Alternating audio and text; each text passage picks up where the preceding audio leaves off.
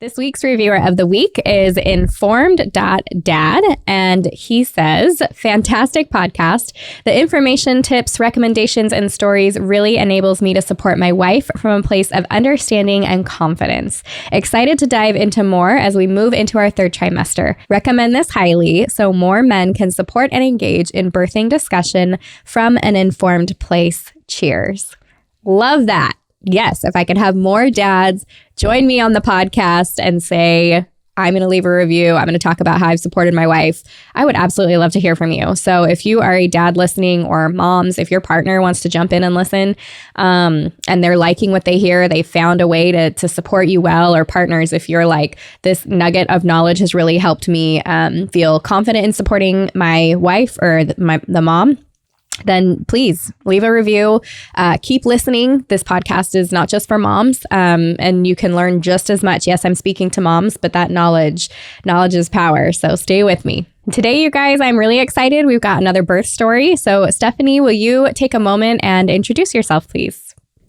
Yeah, so my name's Stephanie Bratton. My husband and I have been married for almost 4 years, and we met in the National Guard, and we live in rural Missouri, so perfect. Oh, that's neat. So this baby, this was your very first baby, the one that you're here telling the birth story about? Yes, that's awesome. Okay, was there anything? Talk just a moment for everyone listening about your pregnancy. Was there anything that kind of stood out to you? Was it difficult? Any challenges, or was it pretty easygoing? How was your pregnancy with this birth? The first trimester, I had kind of normal, mild nausea, tender breasts, and some food aversions and stuff, but nothing real crazy. Thankfully, some of my friends' pregnancies are sick most of the pregnancy, and that was not the case for me. So, I mean, the pregnancy all in all was pretty easy, and it wasn't bad at all. That's awesome. Did anything come up during any of your trimesters that you had to deal with, maybe with a provider? So we started out at the hospital with the OB, and my sister had recently given birth, and we just moved back to the area, so I didn't have anybody. So I just was like, well, who did you use? And I just made an appointment with her provider. And after the first couple appointments, we were just like they kept trying to push the vaccine on me. And I was just like, I don't want that. And we had an issue with the due date and everything. And I just did not feel like it was where I needed to be. Do you mind if I ask you what the issue with the due date was? Just out of general curiosity. Yeah. So we went in, and they were like, okay, your due date's going to be January 29th. And then they did the initial ultrasound, and they're like, well, look, the baby's a little small. So they sent me for a transvaginal ultrasound, and the ultrasound tech said that our due date was probably closer to February 6th. And so we went to the next appointment, and they're like, okay, your due date's still January 29th. And I was like, well, what was the point of the transvaginal ultrasound if you're just going to keep the same due date? And so I talked to the nurse, and I was like, my period is usually, like, my cycle's usually around 38 days or so. I was like, so that makes sense to me that my due date would be around February 7th. And she was like, no, it's fine. Just kind of blew it off. I'm like, that's a big deal. Yeah, that is a big deal. So you, I'm curious then, kind of, you said you were in rural Missouri. Was it tricky for you? Did you end up finding a different provider? How did you handle that? My sister knew someone that had used a midwife during the pandemic because she didn't want to be in the hospital at all. So she gave us the number for the midwife, and we got in touch with her, and we sat down and probably talked with her for almost 2 hours.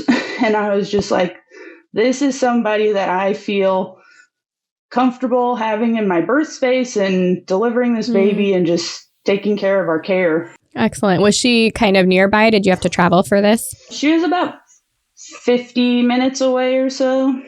But I mean, out here, everything is far away. So got it. Okay, so you went from a hospital birth and you switched over to a home birth. About how many weeks were you or how many months pregnant were you when you did that? I think I was about 16 weeks. It was right before we were getting ready to have our 20-week ultrasound. Awesome. Awesome. Can I take you for a moment to talk about your birth partner?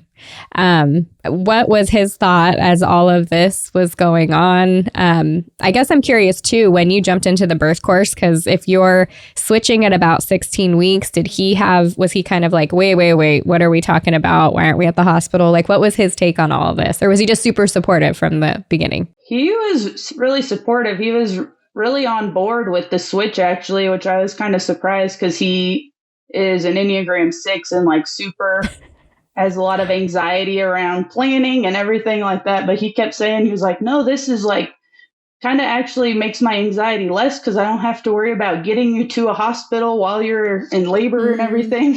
So he was really on board with it. I think by this time, I know I'd been listening to the podcast. I'm not sure if we'd started the birth course just yet or not at that point, though. But he was really supportive of the switch, and he doesn't like hospitals to begin with, so he was all for it. That's awesome. How else did he support you? So, I mean, even involved with like the birth course and stuff, did he watch videos with you? Did he listen to the podcast? Did you guys communicate really well? How did you guys work well together to be prepared for the birth? Yeah, we would sit down like once a week or so and set aside time and go through like one lesson of the birth course, and then any podcasts that I thought he might benefit from, I'd send them to him and he'd listen on his way to work and stuff. Or if we were getting in the car for a long drive, I'd just put it on and make him listen to it. Love it. Yeah. In the car anyways. Here's some background noise. Yeah. But he was awesome, and he would try to check and make sure I was getting like all my protein and like, have you drank all your water? Cool. Have you done your exercises today and stuff like that? So cool. That's awesome. And he was listening too. He knew how to support. That's really great. Were there things that you did every day or very regularly that you felt were very supportive for your preparation for coming up to the birth that you had? I did try to do some meditation. I'd usually listen to the birth affirmations in the morning while I was getting ready for work. And I try to do the meditations, or at least turn them on while I was going to bed and just let those play. And we bought the oils and everything. I was like, this is a good excuse for me to finally get some oils. So we got some oils and diffuser, and I'd put like lavender and for the like relaxation blend in. How about those 3 exercises? Did you do any of those? Yes, I did try to do the squat. Was very difficult. I'm not very good at squatting to begin with, but I'd try. I'd usually have him like help me into the squat to like stay there, be able to stay in it for a while. And then I'd do the pelvic tilts and the forward leaning inversion, and like I didn't really feel like I used any of them during the birth much, but I mean I feel like it can't hurt. Yeah.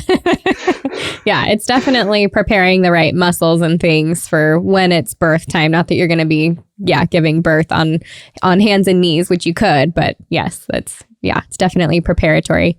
How about preparing yourself for the actual labor, like anything that you did for your body? Were you drinking red raspberry leaf? Did you take dates? Did you do anything that way? Or was it just kind of like the exercise and mindset working up to it? It was probably once I was getting to like 36 or 37 weeks, I started trying to drink more of the tea and doing some of the dates and stuff. Oh, I did the miles circuit a couple times. A lot of this I really started leaning into when I was going post-due. Like I was just like, get this baby out of me. I was trying to drink all of the tea, and I don't know if I ever got the fully all 6 dates in. I was eating them with like peanut butter, and but the midwife recommended she was like, the best way to get the baby out is the same way it got in. So we were having a lot of intercourse there towards the end. Okay, so because you have these long cycles, and I remember you posted in the birth group, but tell me a little bit about how long you were pregnant according to their due date. Yes, so according to their due date, I was pregnant 43 weeks in 1 day. And crazy. It felt like forever. Yeah, it doesn't, I've said this over and over. It doesn't matter if you like internally in your brain know that the time should be different, that you're probably going to go this long. You hit that guess date that somebody gave you a date and you pass it and you're like, no. Yeah. No, we had agreed on this. You need to come out now. There's no comfort for that. Okay, so 43 weeks and 1 day. But you had an appointment at 43 weeks, right? So tell me a little bit about how your appointments were going up to then. And I love that at the 43 week mark at a birth center, how is she able to, is that like law in Missouri that she does not legally have to transfer at 42 weeks? Like, how were you able to still be at a birth center? Yeah, so she told me at 42 weeks, she was like, there is no timeline. There's no law in Missouri that I can't give birth at home after 42 weeks. So she just kept reassuring me, like, your body knows what it's doing and we're just going to keep waiting. I went for 2 non-stress tests and the doctor both times was just like, okay, if you haven't delivered in a week to come back and we'll do it again. And she was like, I know he feels comfortable because she said, I've had mothers that he sent right to the hospital because things didn't look right. So she was like, I feel comfortable letting you keep going. And my mom told me that with my oldest sister that she went 44 weeks. So that was reassuring. So that kind of brought me some comfort knowing that, okay, this is kind of normal, I guess, for my family. Yeah. That's really powerful. I love too that your midwife had a provider that she could lean on and trust to send you to, that she knew wasn't going to immediately just say, "Oh, we've hit a date. No matter, we're going to make up whatever, make this look a little more intense, or I'm going to be worried about it so that you have to be admitted." That's pretty cool. And I love too that you've got that family history. You're aware of your cycles. I think this is really important for moms that are listening to hear that, because I think the majority of moms right now at 39 weeks are planning their inductions. That's a conversation that providers are having with them at 39 weeks. And in this case, it sounds like your baby would not have been ready then. And so, that would have been 4 weeks too early, or even if you plan it at 40 weeks, 3 weeks of your baby out instead of in where they should have been. That's huge. So I'm really glad you're here to share this. So you go in for your 43 week appointment, and what do you do? At this point, she'd been coming to our house for appointments. And so she was able to perform a membrane sweep. She tried at our previous appointment, but she said that the cervix was too far back and she couldn't even feel it at that point. So at 43 weeks, she was finally able to check and she was like, okay, if I'm able to find it, do you want to do the membrane sweep? I was like, yes, please do something. So she was able to do the sweep. And then after that, the whole rest of the day, I was just had a little bit of blood and was kind of cramping, but I was like, okay, she said there could be blood and cramping. So I wasn't too worried about that. And then what happened? So I went to bed that night, and at 11:59, I woke up and had some diarrhea and cramping. And I was like, okay, I think this could be the start of labor. So I laid down, tried to go back to sleep because I was like, okay, I need some rest at this point. And I couldn't get comfortable. So I went out to our living room and just kind of hung out on the couch while the contractions started coming. At that point, they were probably 15 to 20 minutes apart or so. And they started getting once they started getting closer and more intense, I finally woke my husband up around, it was probably like 3 in the morning that I woke him up. And he was like, okay, is this like for real? Or like, can I go like back to bed for a while? I was like, no, I've already been up for 3 hours. Like, this is time. You need to get up.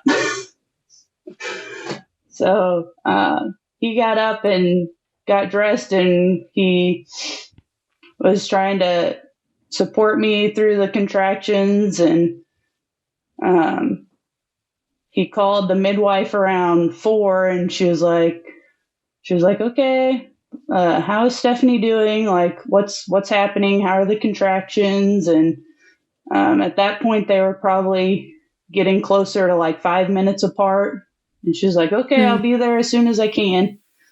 And she got there probably around 5:45 or so. And I tried to eat a Cliff Bar because I was like, I'm going to need some energy. And I immediately vomited that up. So, bummer. Yeah. So, but the only position that really felt good to like work through the contractions in was like standing and swaying my hips. So I was like leaning on my husband and just like swaying my hips. And then I try to sit down and rest between them. And as soon as it would start, I'd stand back up. And the midwife got there, and she was trying to check on the baby's heart rate and check everything, make sure everything was still going okay. And she tried to get me into some different positions just because my feet were starting to hurt at this point from standing. So yeah, she tried to get me to like get on my knees and lay on the side of the couch, and that felt horrible. I tried to sit on the yoga ball, and that didn't feel good either. So I just kept standing. And then I went to the toilet, and then we were on the toilet for a while.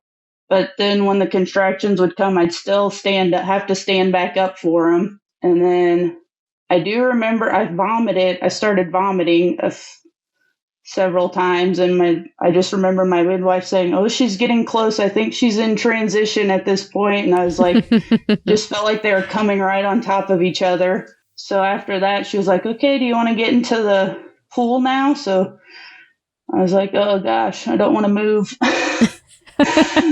But we got me into the pool, and like immediately when I got into the water, I was just like, I feel like I need to push. And she was like, just trust your body. Like, if you feel like you need to push, you're probably ready. Just start pushing.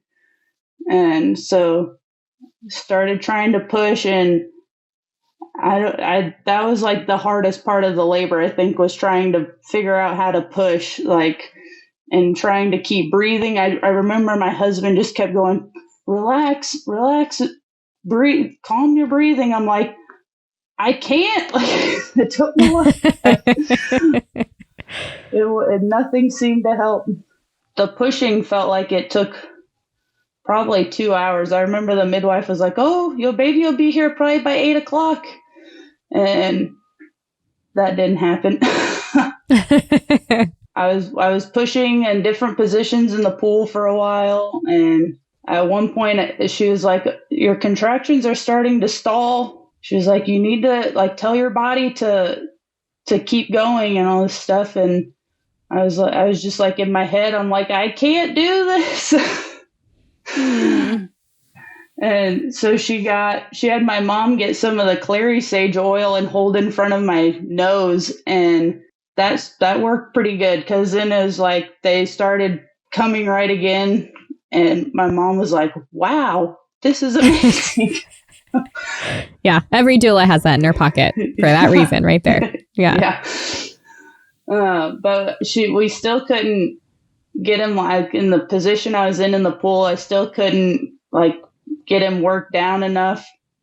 And so then my midwife got me out of the pool and like had me laying on my back with my husband like behind me, and then my mom and her assistant were like holding my knees up, pushing them up towards my head. And she was like, for some reason, sometime that sometimes that position just works really well for new moms. And so once they got me into that position, it was probably 10 minutes or so. And Wow. they, he was crowning for a while, and I couldn't like mentally push through that like full release. So they're like, you need to, this next push, just give it everything you got. So I just like bared down, and he just shot out, and my midwife barely caught. Oh my goodness.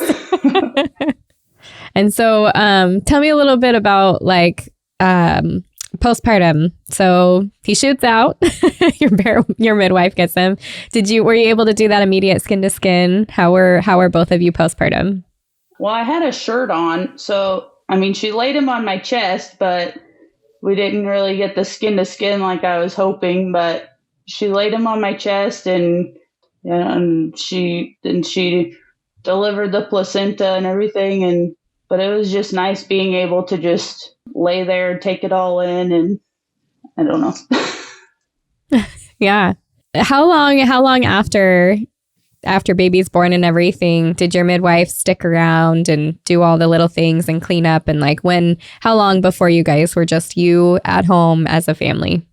I feel like she was probably there till around like 3 or so, because we were having issues with breastfeeding. So she was trying to help us at least get him latched and get some food before she left, because she didn't want to leave us with not having know what we're doing with breastfeeding. Yeah. Yeah. That's awesome. Midwives are good that way. Yeah. All right. Well, tell me. Oh, go ahead. Oh, no, go ahead. I was just going to say, I was going to kind of wrap things up. So if there's anything else you want to tell me about midwife and postpartum, let me know. Well, I'll just say real quick that we had our issues with breastfeeding. He had a lip and tongue tie when he was born that she noticed right away. And so she had my husband run to town to get nipple shields to see if we could get him to latch with the nipple shields and stuff. And there was some milk that came out, but not a ton. So then she had me try pumping, and we were syringe feeding him. And Thursday we went to see, this was like 4 days postpartum, we went to see a lactation consultant, and she was like, he's already lost 12% of his body weight. Like, we just need to get this baby some food. She was like, you probably just need to buy some formula and get his calories back up right now so he's not starving. And so I kept trying to pump, and postpartum the first few weeks was pretty rough because I was never able to really produce any milk. He wasn't able to breastfeed. So that was pretty disappointing, and definitely had to grieve that I wasn't able to provide for him that way. But the tongue tie, he had a revision done, and they said the lip, you should lift it a few times a day, and the tongue should work itself out as he eats. And we were at this point seeing a chiropractor and a cranial sacral therapist. And after a couple weeks, they were like, I think his tongue is pretty tight again. So he had to have another revision done at 5 months. And then this was like a specialist we went to that deals in tongue ties, and they gave us all these exercises to do with it, and like to lift the tongue up several times a day and do all this other stuff. So highly recommend, if you have a tongue tie, to find someone that knows what they're doing. Yeah, it's a good recommendation. Before we go, I really like to ask moms, what, if you could give any advice to other moms that are listening, what is the number one thing that you would say to them, moms that are pregnant and getting ready for their birth? What advice would you give? I definitely have recommended your podcast and birth course to lots of friends that I know that have been pregnant. And I would just say to trust your body. and trust your baby that they know when the time is right. That was a huge part of my story, and just trusting that when they're ready, it will happen. Yeah, I like that. And then what, if any, advice do you have for birth partners? Definitely take the classes seriously if you're in the birth course. And my husband was very into the birth course, and he I think he liked most that it gave him like a role to play. Like he knew what his part was, and he had purpose in bringing our son into the world. That's really good advice.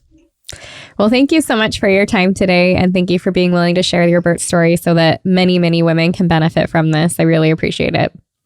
No problem. Thanks for having me.